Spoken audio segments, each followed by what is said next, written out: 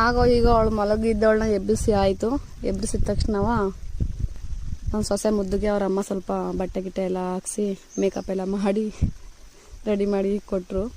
ನಾನೊಂದು half an hour ಅವಳ ಜೊತೆ ಟೈಮ್ ಸ್ಪೆಂಡ್ ಮಾಡಿ ಮಗಳಿಗೆ ಬಾಣಂತನ ಮುಗಿಸಿದೆ ಆದಮೇಲೆ ಗಂಡನ ಮನೆ ಕಳಿಸುವಾಗ ಏನೆಲ್ಲ ಶಾಸ್ತ್ರಗಳಿರ್ತಿತ್ತೆ, ಸೊ ಅದೆಲ್ಲ ಶಾಸ್ತ್ರಗಳು ಅವ್ರ ಅಮ್ಮ ಮಾಡ್ತಾಯಿತ್ತು. ಹಾಗೆ ಮಾಡಿ ಮುಗಿದಾದ್ಮೇಲೆ ಎಲ್ಲ ಕಂಪ್ಲೀಟ್ ಮಾಡಿಕೊಂಡು ನಮಗೂ ಅರಿಶಿನ ಕುಂಕುಮ ಕೊಟ್ಟರು. ಸೊ ಅವಳಿಗೆಲ್ಲ ಅರಿಶಿನ ಕುಂಕುಮ ಕೊಟ್ಬಿಟ್ಟು ಹೊರಡುವಾಗ ಒಂದು 4 ಮನೆಗೆ ಅವರು ಹೋಗ್ಬಿಟ್ಟು ಬರ್ತೀವಿ ಅಂತ ಹೇಳ್ಬಿಟ್ಟು ಎಲೆ ಅಡಿಕೆ ಕೊಟ್ಬಿಟ್ಟು ಹೇಳ್ಬಿಟ್ಟು ಬರಬೇಕು. ಅದೊಂದು ಶಾಸ್ತ್ರ ಇದೆ ನಮ್ಮ ಕಡೆ. ಅದನ್ನೆಲ್ಲ ಮಾಡಿ ಹಾಗೆ ಹೀಗೆ ಮಾಡಿಕೊಂಡು ಬಂದ್ವಿ ಟೆಂಪಲ್ ಹತ್ರ ಬಂದರೆ ಇಲ್ಲಿ ಎಲ್ಲ ಫುಲ್ಲು ರೂರಲ್ ಜಾತ್ರೆ ಇದೆ ಅಂತ ನೆಕ್ಸ್ಟ್ ಮಂತು. ಹಾಗಾಗಿ ಎಲ್ಲ ಕ್ಲೀನಿಂಗ್ ಎಲ್ಲ ಇಟ್ಕೊಂಡಿದ್ರು, ಅಳ್ಕೊಂಡೆಲ್ಲ ಕೂತಿದ್ರು. ಪರವಾಗಿಲ್ಲ ಅಂತೇಳ್ಬಿಟ್ಟು ನಾವು ಒಳಗಡೆ ಹೋಗಿಬಿಟ್ಟು ನಮಸ್ಕಾರ ಮಾಡಿಕೊಂಡು ಪಾಪಗೆಲ್ಲ ಕರ್ಕೊಂಡೋಗಿ ಒಳಗಡೆ ಇದು ಮಾಡಿಕೊಂಡು ನೋಡಿ ಅವಳನ್ನ ಮಾತಾಡಿಸ್ಕೊಂಡು ನಿಂತಾರೆ ಸ್ವಲ್ಪ ಜನ.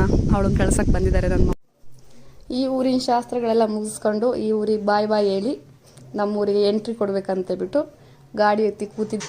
ಎಲ್ಲರೂ ಕೇಳ್ತಾಯಿದ್ರಿ ಯಾವ ಊರು ನಿಮ್ಮದು ಅಂತೇಳಿ ಸುಮಾರು ಜನ ಕಮೆಂಟ್ ಹಾಕಿದ್ರಿ ನಿನ್ನೆ ವೀಡಿಯೋದಲ್ಲಿ. ಇಲ್ಲಿಂದ ಜಸ್ಟ್ 10 ಕಿಲೋಮೀಟ್ರ್ ಅಷ್ಟೇ ನಮ್ಮ ಊರಿರೋದು. ಊರ ಹೆಸರು ಬಂದುಬಿಟ್ಟು ಹೊಸ್ತುರ್ಗ ಹತ್ರ ಒಂದು ಪುಟ್ಟ ಗ್ರಾಮ. ಅದು ಬಂದುಬಿಟ್ಟು ನೆಕ್ಸ್ಟ್ ಬರ್ತಾಯಿದೆ ನೋಡಿ, ಇದೇ ನಮ್ಮ ಊರು. ಓಕೆನಾ, ಹಿಂಗೆ ಬಂದ್ವಿ. ಆಲ್ರೆಡಿ ಮನೆ ಹತ್ರ ಎಂಟ್ರಿ ಆದ್ವಿ ನಾವು. ಸೊ ನಮ್ಮ ಸೊಸೆ ಮುದ್ದಿಗೆ ಆರತಿ ಗಿರ್ತಿ ಎಲ್ಲ ಮಾಡ್ಕೊಂಬಿಟ್ಟು ಹಾಗೆ ಒಳಗಡೆ ಕರ್ಕೊಂಬಂದ್ವಿ.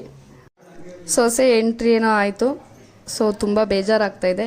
ಏನಪ್ಪ ಅಂದರೆ ಅವಳನ್ನು ತುಂಬ ಗ್ರ್ಯಾಂಡಾಗಿ ವೆಲ್ಕಮ್ ಮಾಡ್ಕೋಬೇಕಂತ ತುಂಬ ಆಸೆ ಇತ್ತು, ಬಟ್ ಆಗಲಿಲ್ಲ. ಅದ್ರಾಗೂ ಇನ್ನೊಂದು ಬೇಜಾರೇನಪ್ಪ ಅಂದರೆ ಅವ್ರ ಅಪ್ಪಾಜಿ ಮತ್ತು ಅವ್ರ ಚಿಕ್ಕತ್ತೆ ಇಬ್ಬರು ಇದ್ದಿದ್ರೆ ತುಂಬ ಚೆನ್ನಾಗಿರ್ತಿತ್ತು. ಬಟ್ ಅವರು ರಜಾ ಇಲ್ಲ ಅನ್ನೋ ಕಾರಣದಿಂದ ಬರೋಕ್ಕಾಗಲಿಲ್ಲ. ಹಾಗಾಗಿ ನಾನು ಒಬ್ಬಳೇ ಎಂಟ್ರಿ ಮಾಡ್ಕೋಬೇಕಾಯಿತು. ಸೊ ಪರವಾಗಿಲ್ಲ, ಆದರೂ ಒಂದೊಂದು ಸೊಸೆ ಬಂದು ಅನ್ನೋ ಖುಷಿ ತುಂಬ ಇದೆ. ಓಕೆ, ನಮ್ಮ ಸೊಸೆ ಜೊತೆ ನಾಳೆ ಸಿಗ್ತೀವಿ.